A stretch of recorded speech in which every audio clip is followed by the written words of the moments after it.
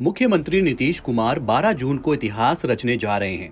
2024 लोकसभा चुनाव में बीजेपी और प्रधानमंत्री नरेंद्र मोदी को परास्त करने के लिए पटना में विपक्षी एकता की बैठक होगी।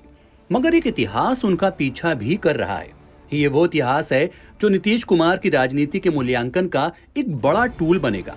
जी हाँ, वो तारीख है 25 जून। 25 जून 1975 यानी भारतीय लोकतंत्र के सुनहरे पन्नों के बीच एक काले दिवस का भी एहसास। तब देश इंदिरा गांधी के नेतृत्व वाली तत्कालीन कांग्रेस सरकार की ओर से लागू आपातकाल का दंश झेल रहा था।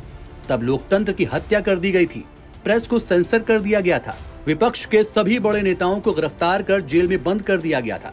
तत्कालीन प्रधानमंत्री इंदिरा गांधी के आपातकाल की घोषणा के विरोध की राजनीति की उपज नीतीश कुमार माने जाते हैं।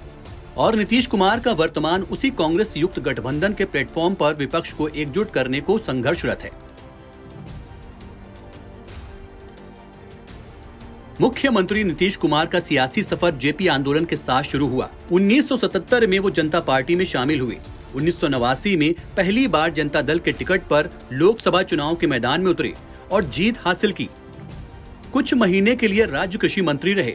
साल 2000 तक इनकी राजनीति केंद्र में कृषि, रेल और ट्रांसपोर्ट मंत्री के पदों पर रहते मजबूत हुई। बिहार की राजनीति का टर्निंग पॉइंट साल 2000 में 8 दिनों के लिए बिहार के मुख्यमंत्री बने।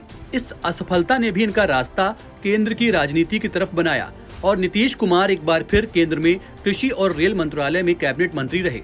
2004 में आम चुनाव में छठी बार जीते और संसद में जनता दल यूनाइटेड के लीडर बने।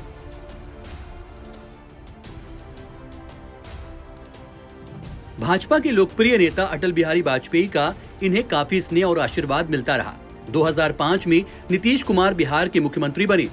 अटल के सानिध्य में ये जिम्मेदारी वो लगातार निभाते रहे, लेकिन 2014 के आम चुनाव में उनकी पार्टी को बुरी तरह हार का सामना करना पड़ा। उन्होंने पद से इस्तीफा दे दिया और जीतन राम मांझी को मुख्यमंत्री पद पर बिठा दिया। बाद में दोनों नेताओं में ठनी मांझी पार्टी से निकाले गए। फरवरी 2015 में एक बार फिर से वो बिहार के मुख्यमंत्री बने, लेकिन इस बार वो आरजेडी सुप्रीमो लालू प्रसाद की पार्टी से हाथ मिलाकर सत्ता में आए, जिनके जंगल राज और भ्रष्टाचार के मुद्दे पर विरोध कर सत्ता का स्वाद चखा था। लेकिन तब बीजेपी पर इल्जाम लगाया गया कि वो अब अटल अडवाणी की पार्टी नहीं रही। यहाँ से नीतीश कुमार के उतार चढ़ाव की राजनीति शुरू हुई।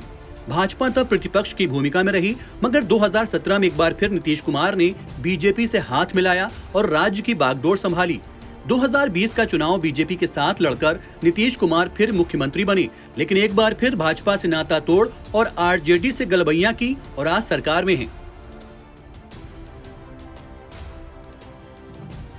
नीतीश कुमार की ओर से 12 जून को भाजपा विरोधी दलों के जुटान पर केंद्रीय मंत्री गिरिराज सिंह ने कटाक्ष करते हुए कहा कि लोकनायक जयप्रकाश के सामने अब कैसे जाएंगे। जेपी के कदम कुआं आवास पर नतमस्तक होने वाले नीतीश कुमार को अब तो प्रायश्चित करना होगा और इस प्रायश्चित के लिए तिथि भी बताई कि नीतीश कुमार 25 जून को गाय का गोबर, गंगा जल और बालू लेकर प्रायश्चित कर ले, नहीं तो जेपी की आत्मा कभी माफ नहीं करेगी।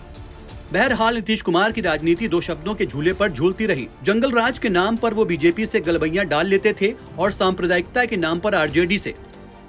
अब समय के धरातल पर नीतीश कुमार का जब मूल्यांकन होगा तो राजनीति की दुनिया में जिस किसी से हाथ मिलाया उसके आधार में देश या राज्य था कि नहीं, या फिर सत्ता समीकरण को देखते या राजनीतिक दबाव से मुक्त होते, ये जो परिवर्तन हुआ है उसका मूल्यांकन होना शेष है। मूल्यांकन तो आपातकाल थोपने वालों का साथ देने के लिए भी होना है। सामना तो उनका भी करना पड़ेगा जिन 1 लाख से अधिक लोगों को भेजा गया था। 25 जून की आधी रात को अपनी सत्ता को बचाने के लिए इंदिरा गांधी ने देश में आपातकाल लगाया, प्रेस सेंसरशिप लागू की, राष्ट्रीय स्वयंसेवक संघ पर प्रतिबंध लगा, 1 करोड़ से अधिक लोगों की नसबंदी की गई। इन सब का विरोध सही था या अभी कांग्रेस युक्त गठबंधन बनाना? इतिहास किसी को नहीं छोड़ता, खासकर तब जब जेपी की जयंती या की पुण्यतिथि में नीतीश कुमार की आंखें 4 होंगी। Video desk, NBT online.